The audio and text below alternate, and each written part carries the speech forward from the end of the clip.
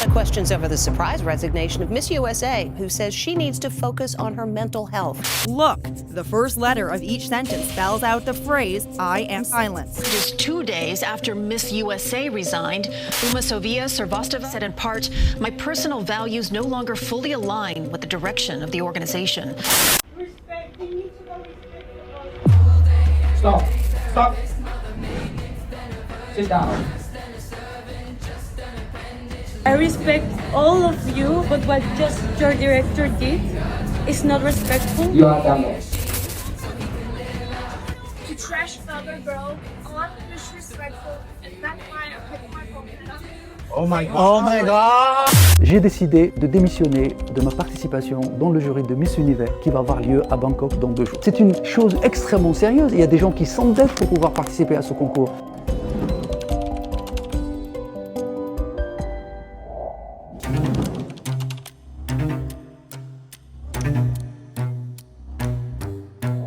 Y para los que dicen de Cote d'Ivoire, que por qué no ganó, la chamba es por un año de Miss Universe. 175 países le piden visa a Cote d'Ivoire. Des candidats qui témoignent anonymement sur les réseaux sociaux de pression financière insoutenable. Des familles ruinées pour financer un rêve qui s'est transformé en cauchemar. Mais ces scandales internationaux qui font les gros titres ne sont que la partie visible de l'iceberg. Parce que pendant que les projecteurs se braquent sur les grosses organisations, des centaines et des centaines de candidats dans les concours régionaux et nationaux dont personne ne parle vivent une toute autre réalité. Une réalité faite de promesses non tenues, de budgets qui explosent sans prévenir, de contrats signés sans être lus, de rêves vendus et d'illusions achetées. Une réalité dont personne ne parle parce qu'on a peur de briser le rêve, parce qu'on a honte d'avoir été naïf, parce qu'on pense être la seule personne à qui c'est arrivé. Mais vous n'êtes pas seul.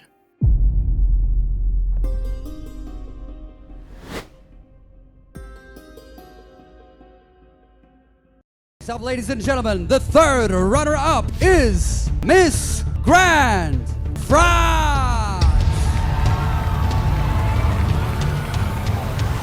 Je m'appelle Safiatou Kabengile et il y a 1 an, je portais la couronne de Miss Grand France 2024. J'ai représenté mon pays sur la scène internationale, terminant 3e dauphine Miss Grand International. Les paillettes, les flashs, les applaudissements, tout ce qu'on imagine quand on rêve de ce monde-là. Aujourd'hui, je suis coach et mentor et j'accompagne les femmes dans leur développement. Mais ce n'est pas de ça dont je vais vous parler aujourd'hui. Parce qu'en juin 2025, j'ai fait quelque chose que personne n'attendait de moi. J'ai rendu ma couronne. Pas parce que je n'étais plus digne de la porter, pas parce que j'avais failli, mais parce que j'avais compris une chose.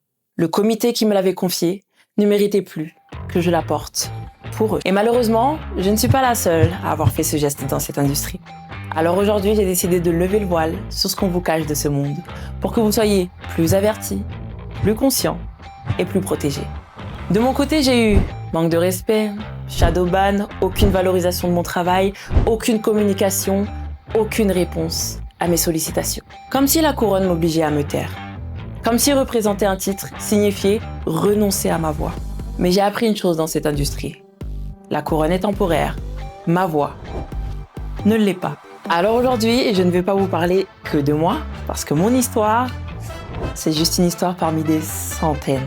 Je vais vous parler de l'industrie, du business model des concours de beauté, mais pas comme vous l'imaginez. Parce qu'il n'y a pas un monde des Miss, il y en a 4.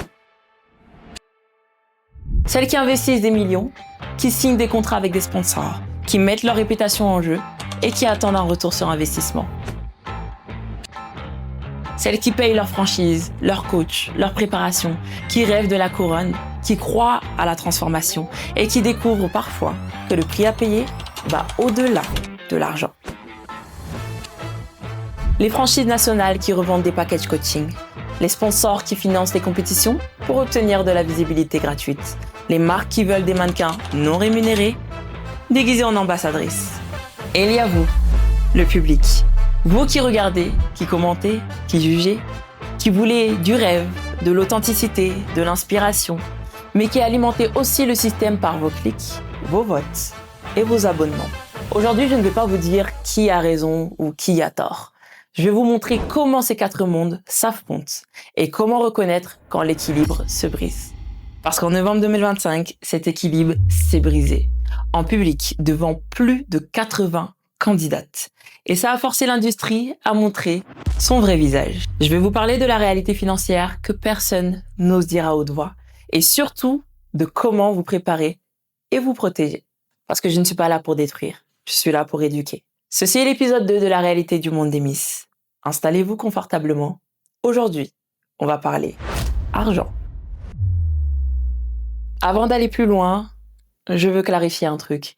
Parce que je sais qu'il y a toujours quelqu'un pour dire « Mais elle, qu'est-ce qu'elle y connaît vraiment dans tout ça ?» Laissez-moi me présenter. Parce que je ne parle pas en tant que spectatrice. Je parle en tant qu'actrice de cette industrie. Et pas qu'un peu. Parce que dans cette industrie, j'ai porté 5 casquettes différentes. 5 perspectives qui me donnent une vision complète de comment tout ça fonctionne vraiment. Casquette numéro 1, Supply Chain Manager. Pendant 8 ans, j'ai été coordinatrice export. Mon job, analyser des budgets, négocier avec des fournisseurs, traquer chaque ligne de dépenses. Quand je regarde un concours aujourd'hui, je ne vois pas juste les strass et les projecteurs.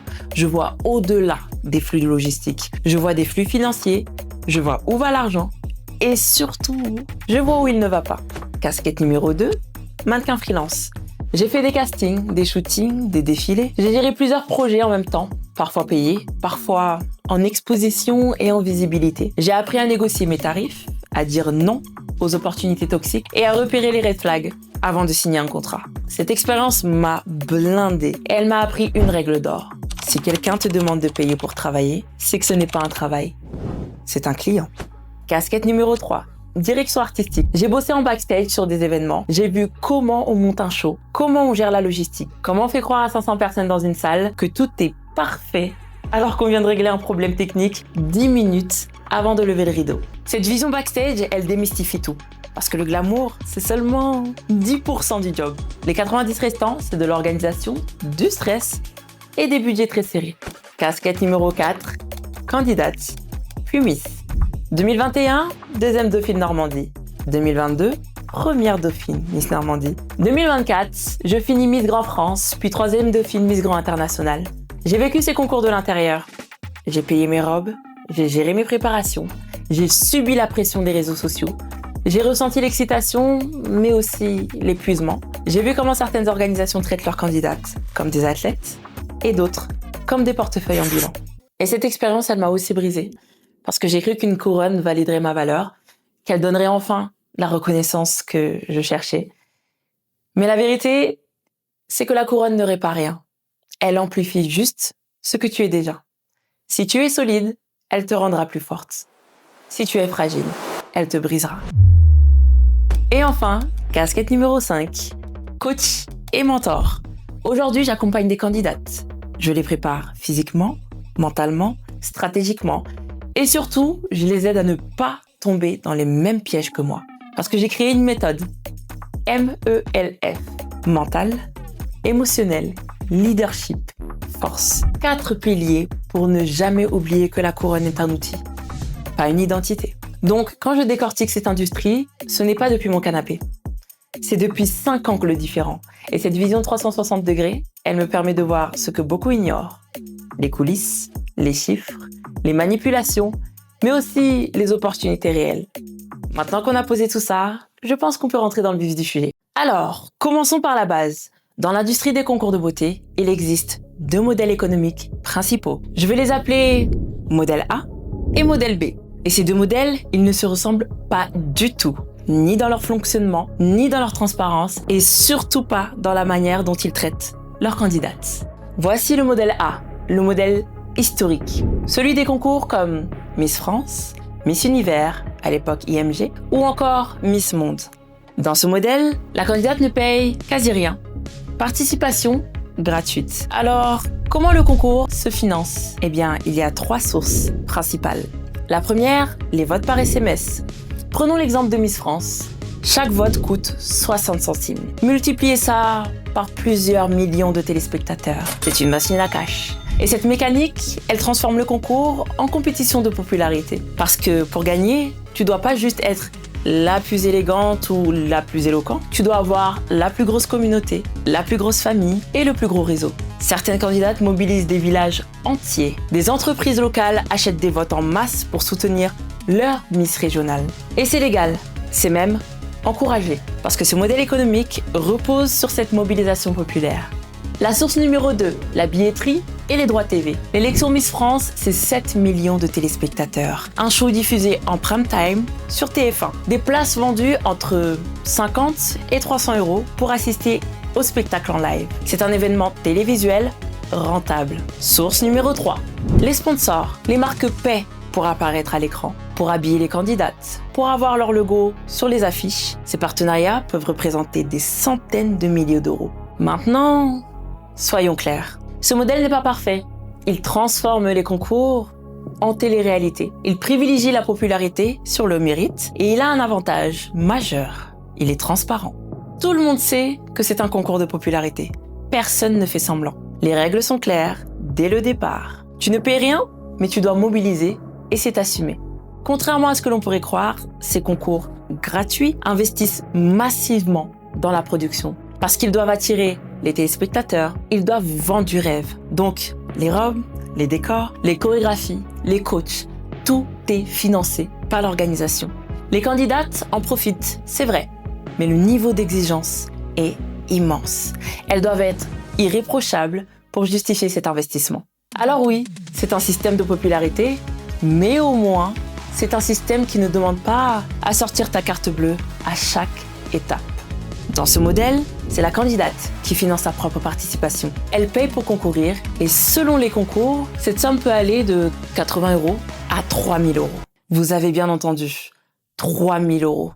Maintenant, écoutez bien comment ces organisations justifient ce prix. Parce que c'est là que ça devient intéressant. On vous dit, ce n'est pas un droit d'inscription, c'est un package all-inclusive avec coaching, robe, shooting photo, préparation mentale, hébergement pendant la finale. Tout est inclus. Sur le papier, ça semble justifié, sauf que...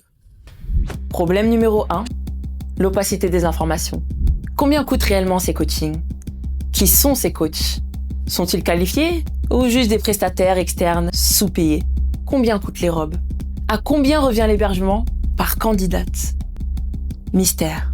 Vous ne savez jamais où va votre argent. Vous payez un forfait global sans détail. C'est comme acheter une voiture sans connaître les détails, genre qu'est-ce qui est inclus? Qu'est-ce qui est en option? C'est la base.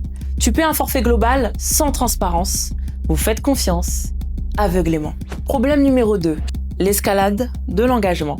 Prenons une base de 500 € pour un package de base. Puis on vous dit, ah, mais si tu veux une robe premium pour la finale, c'est minimum 1 200 € de plus chez notre partenaire. Sinon, tu peux prendre une robe standard à 600 €.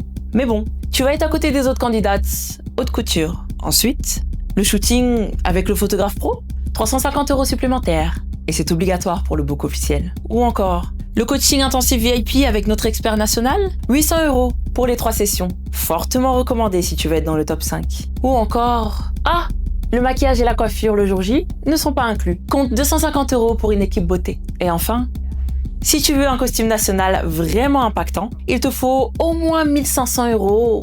On a une créatrice partenaire. Et là, vous êtes piégé. Parce que vous avez déjà investi 500 €, puis 600, puis 350, puis 800, puis 250, puis 1500, pour un total de 4 000 €. Vous vous dites, si j'abandonne maintenant, j'ai tout perdu. Alors, vous continuez. Vous payez encore, et encore, et encore. C'est ce qu'on appelle le biais du coût irrécupérable.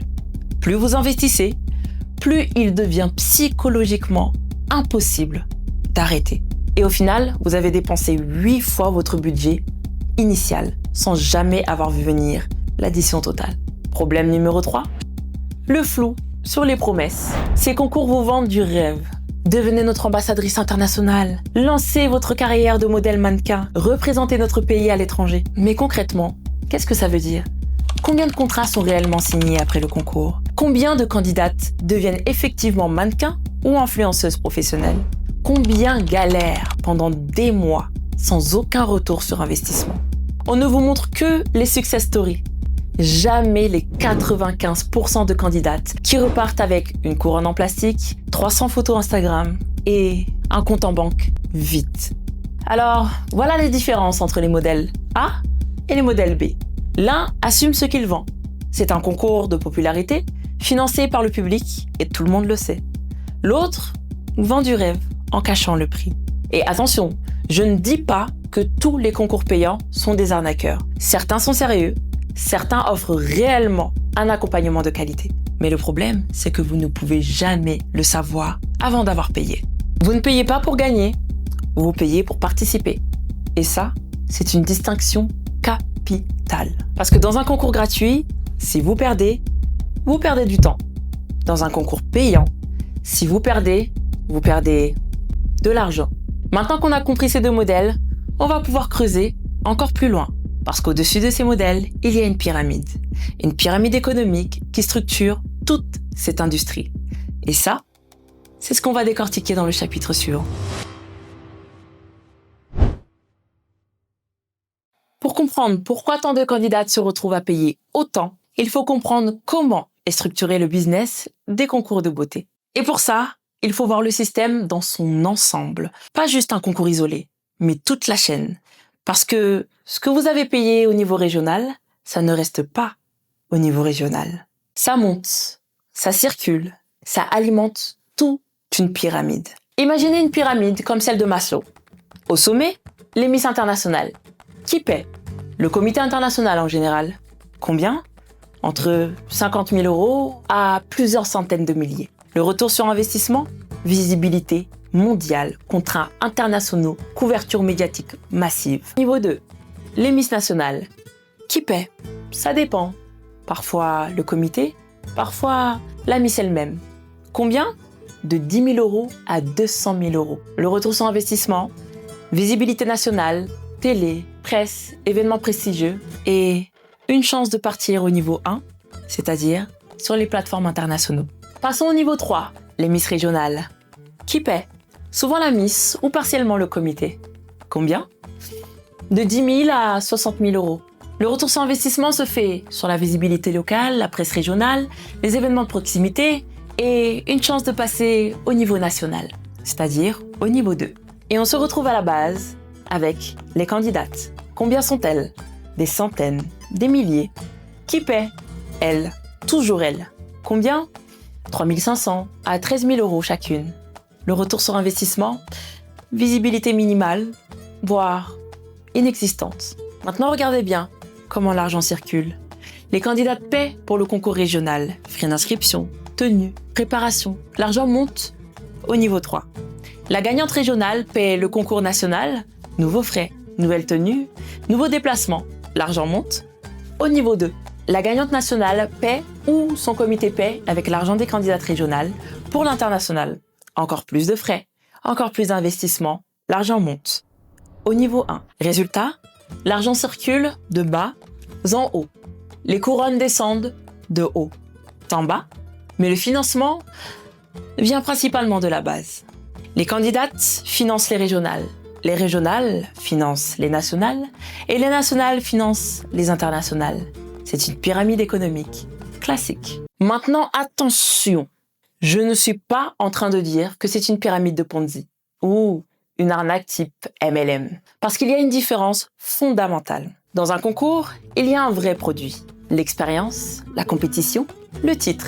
Dans une pyramide de Ponzi, il n'y a rien. Juste de l'argent qui tourne en rond. Mais ce que je dis, c'est que la structure est similaire. Le financement repose massivement sur la base, sur les candidates qui paient pour participer. Et plus il y a de candidates, plus le système est rentable. C'est pour ça que certains comités multiplient les concours. Miss Prestige, Miss Excellence, Miss Curvy, Miss Petite, Miss Madame. Plus il y a de catégories, plus il y a de candidates. Plus il y a de candidates, plus il y a de frais d'inscription. Je ne dis pas que l'inclusivité, c'est mal. Mais il faut se demander, quelle est la vraie motivation? Ok, on a compris la structure globale, maintenant zoomons sur un cas concret. Un comité national pour une internationale classique. Vous payez 200 € de frais d'inscription. Question simple, où va cet argent? Parce que c'est la question que personne ne pose, et c'est exactement celle que vous devriez poser. Maintenant, regardez les dépenses obligatoires pour un comité. Budget final, location de salle, capacité 300 personnes, au moins 2 200 €. Sono, lumière, écran LED, 500 € à 1 000 €. Sécurité, assurance, peut-être 300 €. Pour un total dépensé de 3 000 €. Il reste 0 €. Donc, Avec quoi on paie les couronnes et écharpes, les shootings promos, les cadeaux aux candidates, les photographes officiels, les déplacements de l'équipe, les communications digitales, les coachs et formations? Réponse, avec rien, parce qu'il n'y a rien. Ce sont donc les candidates qui vont chercher tout ça, comme des commerciales, à la demande du comité. Alors le comité a 3 options. Option 1, dire la vérité dès le départ. Les filles, on débute, on a 0 sponsor, le concours va vous coûter 3 000 à 5 000 euros au final. Résultat, 5 candidats qui s'inscrivent sur 50, budget 1 000 euros, impossible d'organiser. Et ils se retrouvent à faire un concours digital sur les réseaux sociaux. Option 2, trouver des vrais sponsors.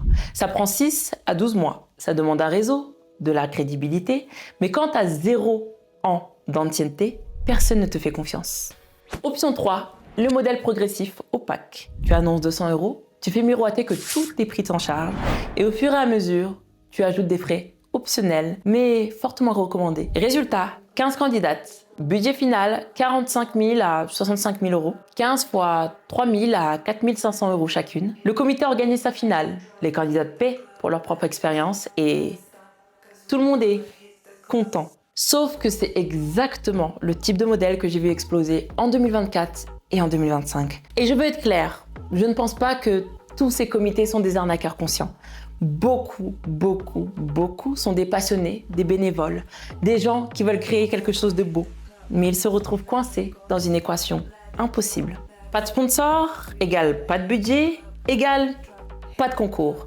Alors ils se disent, bon, on va demander un peu plus aux filles juste pour cette année. Et cette logique devient un système. Alors maintenant, qu'est-ce qui arrive à ces nouveaux comités? D'après mon observation, entre 2021 et 2025, sur 10 nouveaux comités que j'ai suivis en France, voici ce que j'ai constaté. Scénario numéro 1, la disparition. 8 comités sur 15, 70%. Année 1, 15 candidates, finale dans la douleur. Année 2, témoignages négatifs qui circulent, 8 candidates seulement. Année 3, annulation, fermeture. Les 3 000 euros investis, partis. Aucun réseau construit. Scénario numéro 2, le bad buzz. 4 comités sur 30, donc 20%. Le comité continue, mais les témoignages s'accumulent sur les réseaux. Précachés non annoncés, promesses de sponsors qui n'arrivent jamais. Miss détrônée après 2 mois, sans explication. Résultat, réputation détruite. Plus personne ne veut s'inscrire. Fermeture dans les 3-4 ans. Scénario numéro 3, la consolidation réussie. C'est 2 comités sur 15, donc 10%. Le comité survit, il apprend, il ajuste et il devient progressivement transparent. Année 3-4, premier sponsor locaux signé, budget mix, 50% candidat, 50% sponsor. Année 5-7, crédibilité construite, budget 30% candidate, 70% sponsor. Quand on arrive aux 10 années d'expérience, le comité devient un modèle A, consolidé, ancienneté établie, transparence acquise. Mais sur 15 comités suivis, seulement 2 y arrivent. Maintenant, je veux vous montrer que ça existe, les comités transparents. Et pour ça, prenons l'exemple que tout le monde connaît ici en France. Miss France. Miss France, c'est le comité national le plus ancien, le plus structuré. Et voilà comment fonctionne le modèle de financement transparent. Au niveau régional, le comité finance sa Miss. Grâce aux revenus de l'élection régionale, billetterie, sponsors locaux, partenaires régionaux, le comité régional finance la préparation de sa Miss pour la nationale. Contenu de la valise, tenues fournies par les partenaires régionaux, accessoires, chaussures, bijoux, formation incluse, cours de catwalk, cours d'éloquence, cours de maquillage. En ce qui concerne la communication avant le départ, shooting photo professionnel, visibilité médias locaux, costume national financé généralement par le comité régional ou ses partenaires. Ce que la Miss régionale paie elle-même, principalement ses tenues journalières personnelles, vêtements casuaux pour les préparations, tenues privées. Mais même là, la majorité est financée par Miss France, dès qu'elles arrivent à Paris, à travers les gifts des partenaires. Au niveau national, Miss France prend le relais. Dès l'enregistrement à Paris, avant le voyage de préparation qui dure plusieurs semaines, la société Miss France finance les tenues complètes lors des sorties et activités. Les filles sont habillées par les partenaires officiels. Pour ce qui est des défilés, événements publics, shooting, tout est fourni. En ce qui concerne l'hébergement et la logistique, l'hôtel, le transport, les repas pendant toute la préparation sont pris en charge. Les équipes beauté, maquilleurs professionnels, coiffeurs professionnels, stylistes, tous mis à disposition des filles. Et pour la production et la visibilité, des shootings professionnels, des passages TV, médias nationaux, communication digitale, suivis par des millions de personnes et boostés par des centaines de comptes fans. Ce que la Miss paie elle-même à ce stade, quasiment rien. Tout est pris en charge par Miss France et ses partenaires nationaux, TF1, et les grandes marques. Avant l'inscription au niveau régional, les comités régionaux ne publient pas leur budget global. C'est confidentiel et c'est normal. Mais ils sont transparents sur ce qui compte pour vous. Sponsors confirmés, entreprises locales, partenaires régionaux, non publics. Salle confirmée, lieu de la finale annoncé des mois à l'avance. Partenaires officiels, coiffure, maquillage, tenue, non vérifiable. Programme détaillé, nombre de week-ends de préparation, date de déplacement, activités prévues. Et surtout, ils annoncent clairement ce que la candidate doit financer elle-même. Pour la Miss régionale vers Miss France, le budget candidat est généralement entre 2 000 € et 5 000 € selon la région. Pendant la préparation régionale, aucun frais surprise, aucun fortement recommandé qui arrive à la 6e semaine. Les partenaires sont réels, les shootings sont inclus, la communication est professionnelle. Après la finale nationale, la Miss France élue a un contrat clair. Salaire mensuel, appartement à Paris, accompagnement professionnel pendant 1 an, visibilité médiatique nationale et internationale. Les dauphines, elles, ont accès à un réseau alumni avec des opportunités concrètes, événements, mise en relation professionnelle, partenariat. Pas juste un groupe WhatsApp fantôme. Alors oui, Miss France a 70 ans d'ancienneté, des millions de budget, TF1 derrière, mais l'idée, c'est pas de comparer un petit comité débutant à Miss France. L'idée, c'est de montrer qu'un modèle transparent existe et que c'est possible. Un comité peut commencer petit, avec des sponsors locaux, modestes, avec une salle de 300 personnes. Mais il peut être transparent. Il peut annoncer clairement ce que la candidate va payer. Il peut dire, voilà nos 3 sponsors confirmés, voilà notre salle réservée, voilà ce que tu dois financer toi-même. Et au fur et à mesure, s'il fait bien les choses, il pourra grandir, consolider, devenir un modèle régional solide, comme les 10% qui y arrivent. Alors si vous êtes candidate et qu'un comité vous contacte, voici les questions à poser avant de signer. Question 1. Sponsors et partenaires confirmés. Quels sont vos sponsors confirmés actuellement? Pouvez-vous me donner leur nom? Un bon comité vous dira, voilà nos 5 sponsors, avec le nom et leur rôle. Un mauvais comité vous dira, on a plusieurs sponsors en cours de négociation. Question numéro 2. Concernant les infrastructures, confirmées. La salle de finale est-elle déjà réservée? Quel est le lieu? Un bon comité vous dira, oui, salle X, capacité Y, date confirmée. Un mauvais comité dira, on finalise, on vous tiendra au courant. Question 3. Partenaires techniques confirmés. Qui sont vos partenaires maquillage, coiffure, photographie? Un bon comité donnera les noms avec portfolio vérifiable. Un mauvais comité restera vague avec des phrases comme « on travaille avec des professionnels reconnus ». Question numéro 4. Budget candidat détaillé. Quel est le montant total maximum que je devrais payer personnellement? Pouvez-vous me donner un budget prévisionnel par écrit? Un bon comité dira entre X et Y euros. Voici le détail ligne par ligne. Un mauvais comité dira ça dépend de vos choix personnels. On ne peut pas prévoir. Question numéro 5. Programme et activités. Combien de week-ends de préparation? Combien d'événements obligatoires? Où et quand? Un bon comité aura le calendrier prévisionnel clair. Un mauvais comité dira on s'organise au fur et à mesure et on vous tiendra au courant. Question numéro 6. Politique de remboursement. Question piège. Si je change d'avis après avoir payé l'inscription, puis-je être remboursé?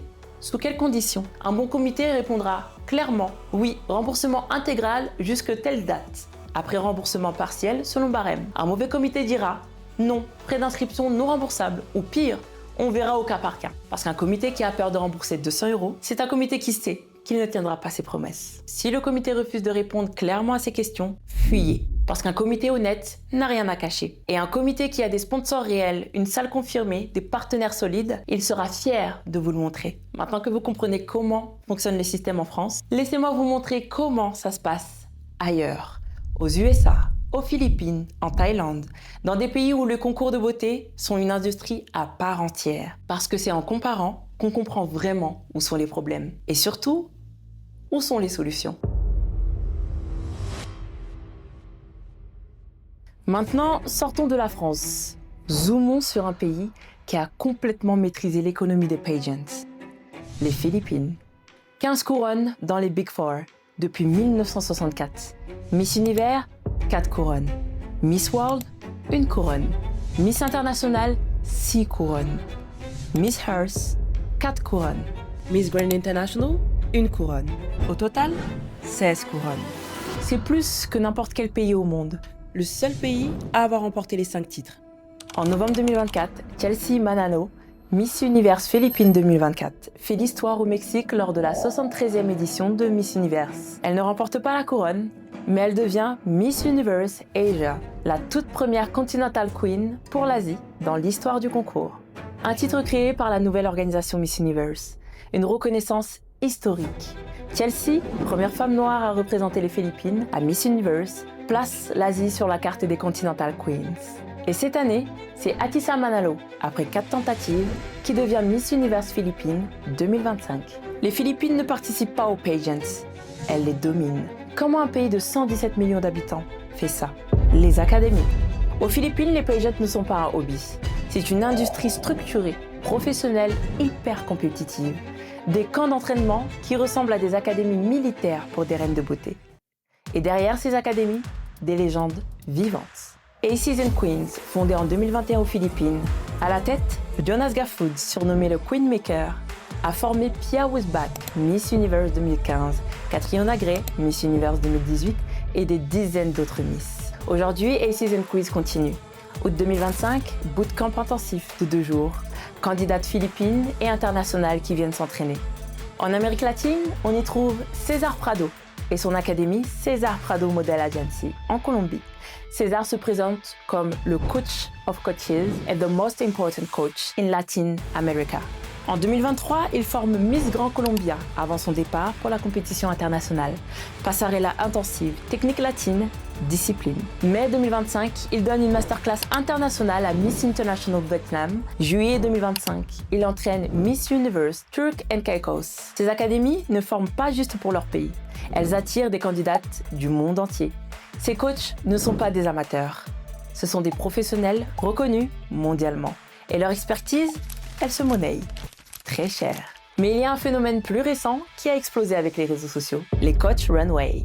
Ces spécialistes de la marche, souvent des hommes, sont devenus des stars à part entière. Luke Oh, en Thaïlande, 2 millions de followers Instagram.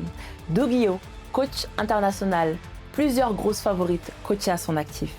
Putra Passarella, coach international, plusieurs Miss élus à son actif. Et enfin, nous avons la célèbre Lou Sierra, Runway Lou, aux États-Unis, ancienne mannequin devenue coach légendaire de Miss Universe. Leurs vidéos, des millions de vues. Leurs techniques, copiées partout dans le monde. Mais au-delà de la technique, ils vendent du prestige, de la crédibilité, de l'accès à un monde exclusif. Et sur TikTok, Instagram, YouTube, ils sont suivis comme des influenceurs. Le pageant n'est plus juste une compétition, c'est devenu un spectacle viral, une industrie du contenu. Alors, parlons chiffres. Ces coachs, leurs tarifs varient énormément, entre 20 et 200 $ de l'heure pour des sessions privées, selon les pays et selon les niveaux de coach. Il existe des bootcamps intensifs de 2 jours, plusieurs milliers de dollars. Et pour une candidate qui veut le full package avec une académie reconnue, formation complète, on compte entre 100 000 et 800 000 $ sur 12 à 18 mois, selon l'analyse Sashes and Script en novembre 2024. Tu as bien entendu, jusqu'à 800 000 $. Une campagne complète pour une candidate seule varie entre 20 000 et 30 000 $. Et l'organisation elle-même, budget annuel d'environ 180 000 $ pour gérer les opérations d'une franchise Miss Universe nationale. Ce n'est pas un hobby, c'est un investissement financier colossal. Entraînement physique, passarella, Q&A coaching, média training, stylisme, maquillage, shooting, voyage. Et ça, c'est juste pour avoir une chance de remporter la couronne nationale. Après, il faut représenter le pays à l'international. Donc, costume national, tenue de gala, équipe de support, l'investissement continue.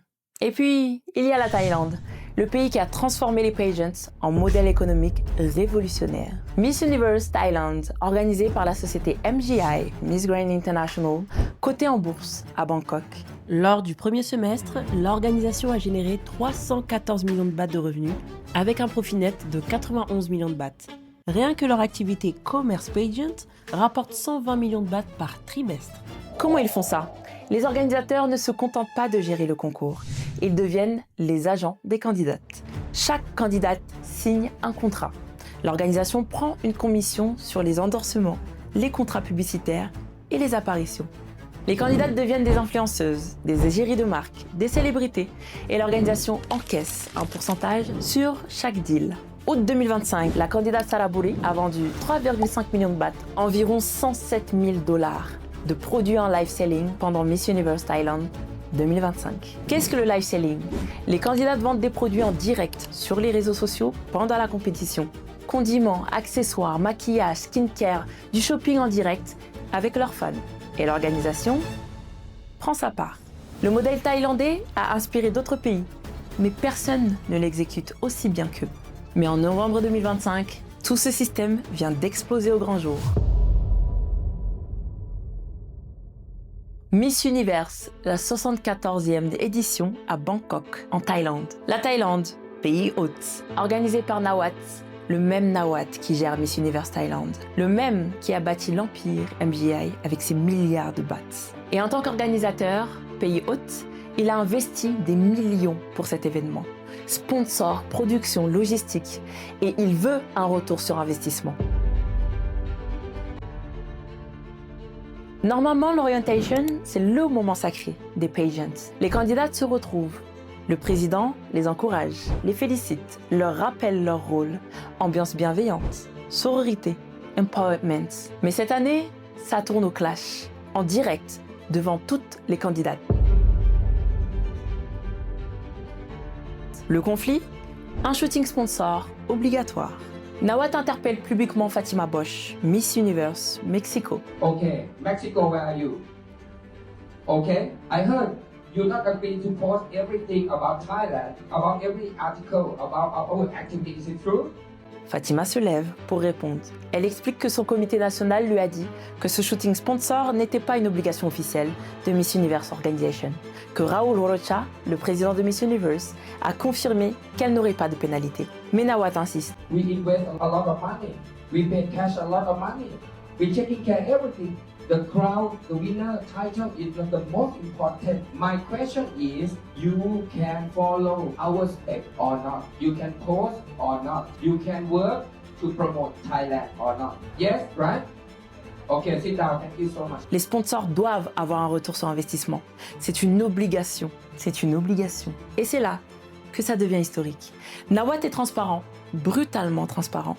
Il dit tout haut ce que l'industrie pense tout bas depuis 70 ans. I am a businessman. I have a lot of money. I have a lot of business. Yes or yes, no or no. En gros, vous êtes là pour générer du profit. Point. L'échange dure 5 minutes. Fatima essaie de s'expliquer. Nawat l'interrompt. I didn't give you opportunity to talk. I still talking. Listen. I still keep talking to everybody. Why you stand up to talk to me? Répète qu'elle doit se taire. La traite de dumbhead, d'imbécile, devant tout le monde. Fatima reste debout.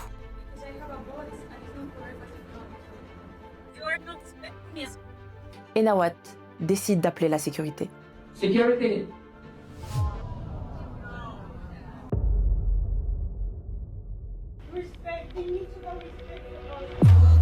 Stop. Stop. Sit down. I respect all of you, but what just your director did is not respectful. You are done. To trash another girl, disrespectful, and that's why I picked my phone. Oh my God. Oh my God.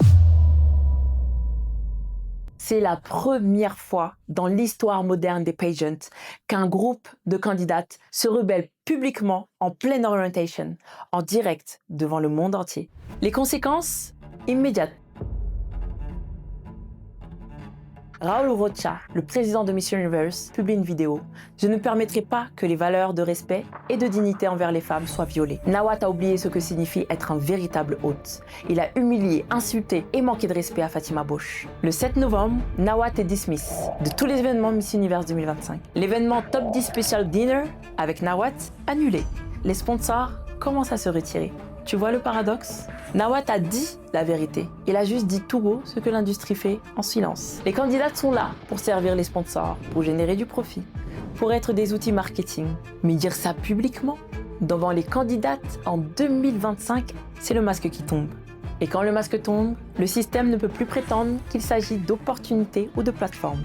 C'est du business, brut, direct et sans filtre. Mais pendant que certains pays investissent des millions dans des pageants, d'autres abandonnent complètement. Miss Universe 2025, 15 pays absents, 15 nations qui ont décidé de ne pas participer cette année. Pourquoi? En numéro 1, le coût prohibitif. En numéro 2, le manque de sponsors. En 3, la pression culturelle. Dans certains pays, comme le Pakistan, l'Algérie, l'Indonésie, le Bangladesh, les pageants sont vus comme contraires aux valeurs religieuses. Participer expose les candidates et les organisateurs à des critiques violentes. 15 pays absents en 2025. Combien en 2026? Combien en 2027? L'industrie du pageant est à un tournant. Soit elle se réforme, soit elle devient un club élitiste réservé aux pays qui peuvent payer. Et pendant que je préparais cet épisode, l'industrie nous a offert la démonstration parfaite de tout ce dont je viens de vous parler. Miss Univers 2025. Le 18 novembre 2025, 3 jours avant la finale, Omar Harfouch, compositeur libanais-français, juge officiel, démissionne. Sur Instagram, il révèle un jury impromptu secret a présélectionné les 30 finalistes, sans les 8 vrais juges, moi y compris. Claude Makelele, ex-international français, démissionne le même jour pour raisons personnelles, annonce-t-il sur son Instagram.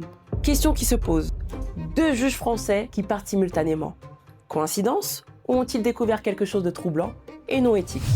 20 novembre 2025, 24 heures avant la finale, Omar Harfouch donne une interview exclusive à HBO. Il déclare sur Instagram « Miss Mexico va gagner » parce que Raúl Rocha est en affaire avec le père de Fatima Bosch. 24 heures plus tard, Fatima Bosch est couronnée.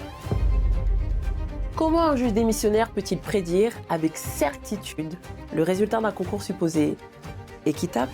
Plus troublant encore, Harfouch révèle qu'à Dubaï, Raúl Rocha, le président mexicain de Miss Universe, l'a directement sollicité. Votez pour Fatima Bosch, c'est bon pour notre business. Si c'est vrai, on parle d'une pression directe sur un juge. Si c'est faux, pourquoi risquer sa réputation avec des allégations si graves?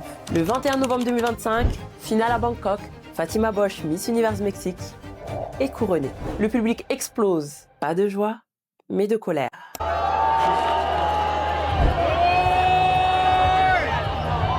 Et Olivia Yassé, Miss Univers Côte d'Ivoire, grande favorite de cette édition. Éloquence parfaite qui a mis tout le monde d'accord, prestations scéniques saluées par tout le monde, marketing impeccable, physique athlétique, adaptation diplomatique remarquable. Même au Q&A final, elle cloue le bec à tout le monde. As an ambassador and as Miss Universe, I would want to be the face of a representation of a new generation that mixes culture, that mixes modern and traditional. I want to be the face of a new era, of women that are bold, that are leaders, that are unapologetic about who they are. I want to be a role model for all the young girls and let them know that you too can make it. Go in those rooms where you think you don't belong, shine, and make sure you assume your identity. La candidate parfaite, rigoureuse, excellente sur tous les tableaux.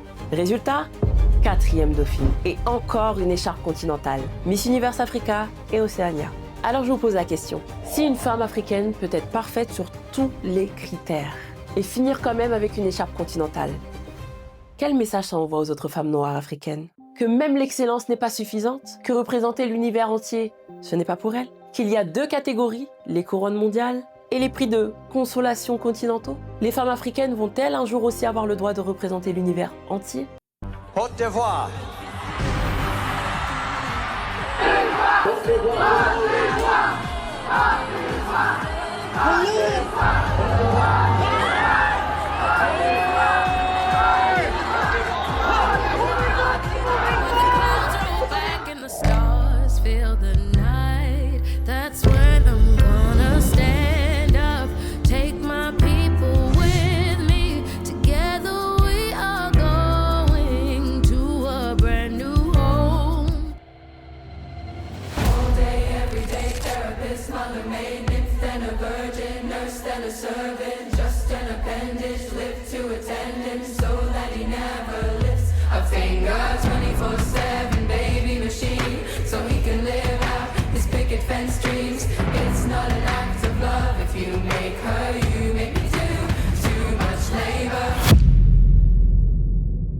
Mais une enquête des Mékis, publiée aujourd'hui, révèle quelque chose d'explosif. Bernardo Bosch Hernandez, père de la nouvelle Miss Universe, en 2019, accusé d'enrichissement illicite de 6,5 millions de pesos, inhabilité 10 ans, destitué pour corruption. En 2020, le tribunal annule sa sanction sur technicité juridique, pas parce qu'il a prouvé l'origine légale de son argent. 30 octobre 2025, renommé subdirecteur de sécurité chez Pemex. 21 novembre 2025, sa fille est couronnée Miss Universe. 22 jours d'écart. Est-ce normal qu'un homme accusé de corruption retrouve un poste clé 22 jours avant que sa fille gagne? Omar Harfouch avait-il raison sur les liens d'affaires? Les cercles de pouvoir mexicains s'entraident-ils à ce point? Et l'épilogue judiciaire confirmé par People Magazine.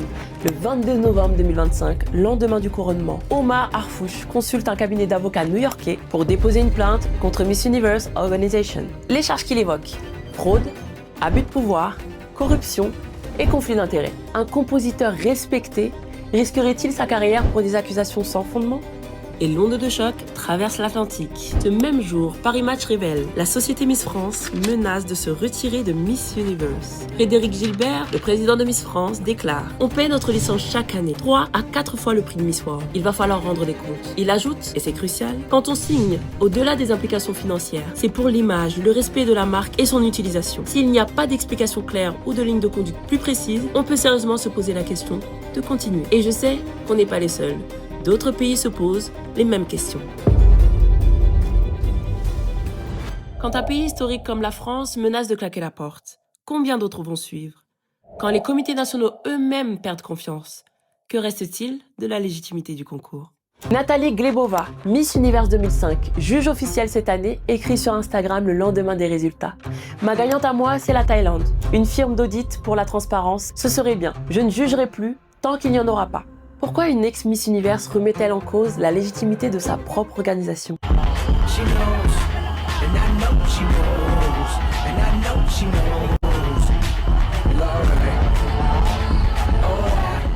Maintenant, analysons ce que révèlent ces sources multiples. Est-ce que le business prime sur le mérite? Est-ce que les règles changent en cours de route? Est-ce qu'il y a vraiment une transparence? Y a-t-il des biais systématiques?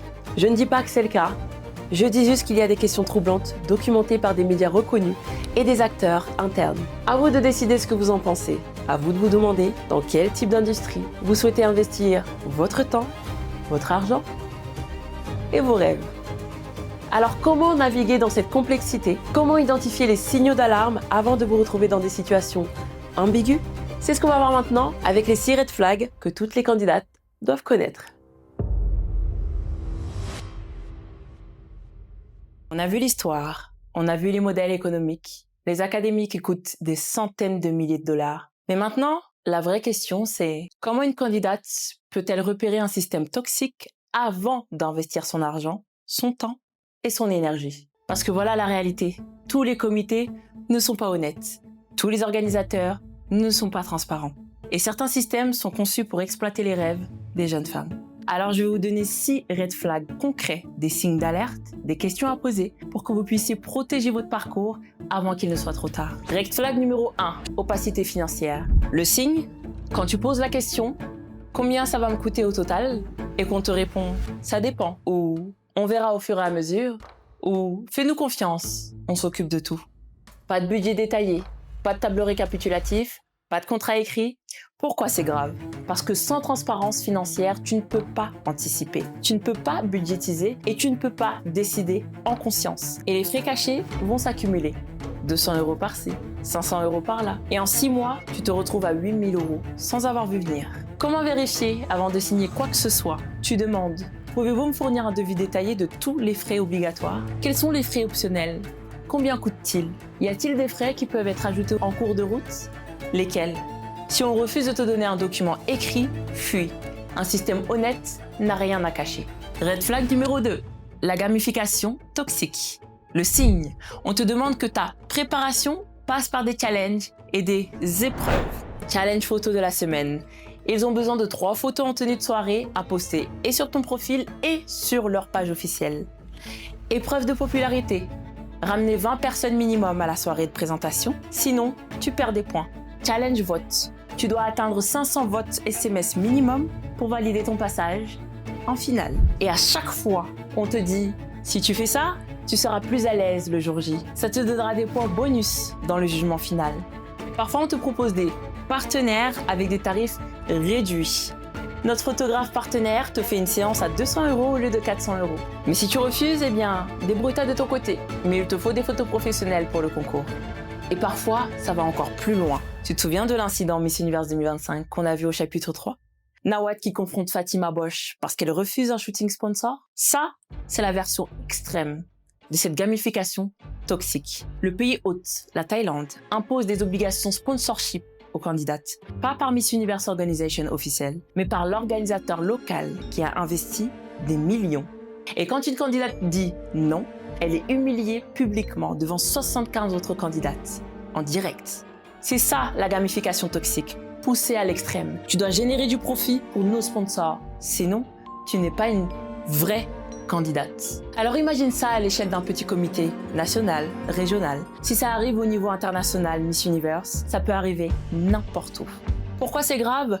Parce que c'est du travail gratuit, déguisé. Tu produis du contenu pour leur page officielle, tu remplis leur salle, tu génères des revenus SMS. Tout ça sous couvert de te préparer et de gagner des points.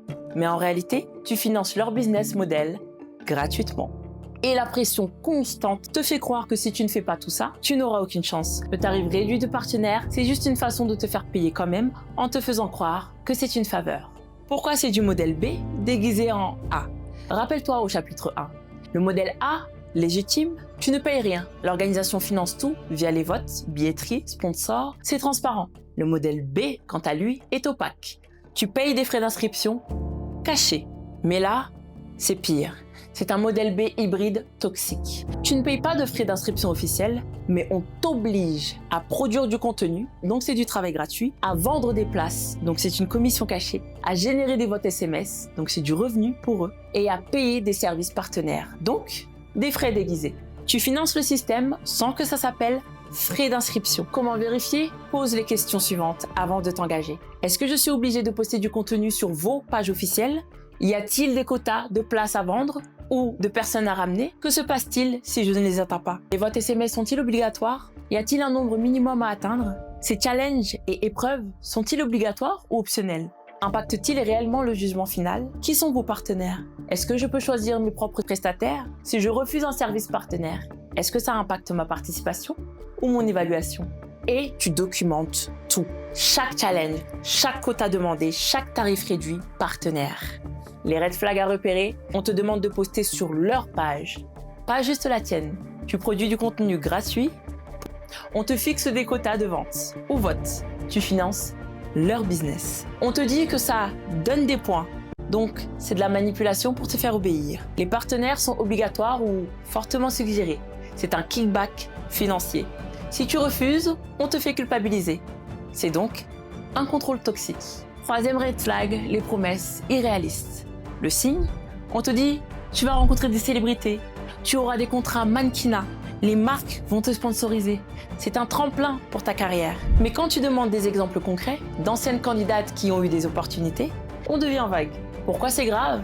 Parce que vendre du rêve sans preuve, c'est une technique de manipulation classique. La réalité, la majorité des candidates ne deviennent pas mannequins, ne signent pas de contrat, ne font pas de carrière dans les médias. Et c'est OK. Il faut que tu le saches avant. Comment vérifier? Voici les questions à poser. Un système transparent te donnera des contacts réels, des témoignages vérifiables. Un système opaque refusera ou te donnera des réponses évasives. Red flag numéro 4, l'isolement et le contrôle. Le signe, on te dit ne parle pas aux autres candidates de tes préparatifs. Ne pose pas de questions sur les réseaux sociaux. Ne contacte pas d'anciennes miss, elles sont jalouses. On contrôle tes publications, on te demande de valider chaque post. On limite tes interactions avec l'extérieur. Pourquoi c'est grave? Parce que l'isolement est une technique de manipulation classique. Si tu ne peux pas comparer, si tu ne peux pas échanger, si tu ne peux pas questionner, tu deviens vulnérable et tu acceptes des choses que tu n'aurais jamais acceptées si tu avais pu en parler librement. Comment vérifier? Tu poses les questions suivantes et tu testes. Tu contactes des anciennes candidates, tu poses des questions dans des groupes Facebook de Miss. Si le comité réagit mal, si on te fait culpabiliser, c'est un red flag massif. 5e red flag, le contrat flou. Le signe, on te fait signer un document rapidement. On te dit, c'est juste une formalité, ou tout le monde signe ça. Mais quand tu le lis attentivement, c'est flou. Les obligations ne sont pas très claires. Les pénalités en cas de désistement sont disproportionnées. Ou pire, il n'y a pas de contrat, du tout. Tout se fait à l'oral. Pourquoi c'est grave? Parce que sans contrat clair, tu n'as aucune protection légale. Si le comité ne respecte pas ses engagements, tu ne peux rien prouver. Si tu veux te désister et qu'on te réclame 5 000 € de pénalité, tu n'as aucun recours. Comment vérifier? Tu poses les questions suivantes. Et surtout, ne signe jamais sous pression. Jamais. Un système honnête comprendra que tu veuilles prendre le temps de lire, de réfléchir, de consulter. Un système toxique va te presser, te culpabiliser, te menacer de perdre ta place. Red flag 6. L'absence totale de préparation. Le signe? Tu payes, tu t'engages et au final, il n'y a rien. Pas de formation, pas de coach, pas d'accompagnement. Juste une réunion de temps en temps. Un shooting rapide et le jour J, tu te retrouves sur scène sans préparation. Pourquoi c'est grave? Parce que là, c'est de l'arnaque pure et simple. Tu as payé pour un accompagnement qui n'existe pas, pour des services qui ne sont jamais rendus. Et en plus, tu te retrouves en échec sur scène. Sans préparation, tu n'as aucune chance. Comment vérifier? Tu demandes les questions suivantes. Et encore une fois, tu documentes tout. Si les sessions annoncées sont annulées, tu notes. Si le coach ne vient jamais, tu documentes. Parce que si jamais tu dois porter plainte, tu auras des preuves. Alors, recap. Avant de t'engager dans n'importe quel concours de Miss, tu poses ces questions concernant les finances, la transparence, le contrat, la préparation, la liberté, les challenges, les partenaires et les sorties. Et tu documentes, encore une fois, tout. Email, message, contrat, devis, challenge imposé. Parce que si jamais ça dérape, ces preuves seront une arme légale. Alors, voilà un outil simple pour décider rapidement le red flag score. Pour chaque red flag que tu identifies, tu coches. Opacité financière, gamification toxique, promesse sans preuve, isolement ou contrôle, contrat flou, pas de préparation. Score final, de 0 à 1, le système est probablement honnête. Reste vigilante. 2 red flags, sois prudente. Demande des garanties écrites. Et plus de 3 red flags, fuis. Ne t'engage absolument pas. C'est simple, clair, et ça peut te sauver de mois de galère. Et si jamais tu es déjà engagé et que tu réalises que c'est toxique, tu as tes droits. En France, le code de la consommation te protège. Tu as le droit de rétractation et tu peux signaler une fraude si jamais tu constates qu'il y a certains éléments qui ressemblent à une fraude. En tout cas, sache une chose, m'amuse, tu n'es jamais seul. Si tu subis une arnaque, tu as des recours et tu as le droit de te défendre. Vous savez pourquoi j'ai créé tout ce contenu? Pourquoi j'ai passé des heures et des heures à décortiquer cette industrie? Pourquoi je vous donne tous ces outils de protection? Parce que c'est exactement pour ça que j'ai lancé SAF Impact. Je suis devenue coach et mentor. Pas juste pour vous apprendre à marcher sur scène, mais pour vous armer du bon côté. Bien sûr, je vous coach en performance scénique, le catwalk, la posture, le regard, la présence. Mais je vous accompagne aussi sur tous ces aspects qu'on vient de voir. Comment lire un contrat, comment repérer les red flags, comment négocier vos conditions, comment vous protéger juridiquement. Parce que mon objectif, c'est que vous partiez avec toutes les armes et toutes les règles du jeu en main. Pas en victime, en candidate informée, préparée et protégée. Alors si jamais tu veux un accompagnement personnalisé, si tu veux qu'on travaille ensemble sur ta préparation scénique et stratégique, contacte-moi directement sur SAF Impact sur Instagram.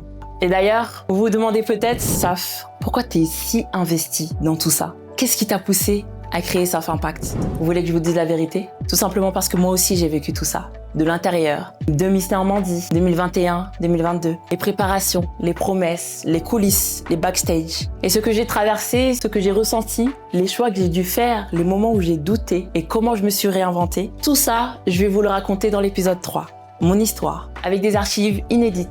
Des vidéos backstage que personne n'a jamais vues. Des moments bruts, authentiques. Parce que mon parcours, c'est pas juste une success story. C'est une histoire de désillusion, de résilience, de réinvention. C'est une histoire de comment je suis passée de candidate à coach qui protège les autres candidates. Et dans l'épisode 3, on va plonger dans tout ça. Beaucoup d'archives, beaucoup de ressentis. Ce sera beaucoup plus cocooning, beaucoup plus intime. Je vais vous raconter qui je suis vraiment, ce que j'ai traversé et pourquoi aujourd'hui je me bats pour plus de transparence dans ce milieu. Alors, je vous donne rendez-vous dans l'épisode 3, mon parcours entre deux réalités.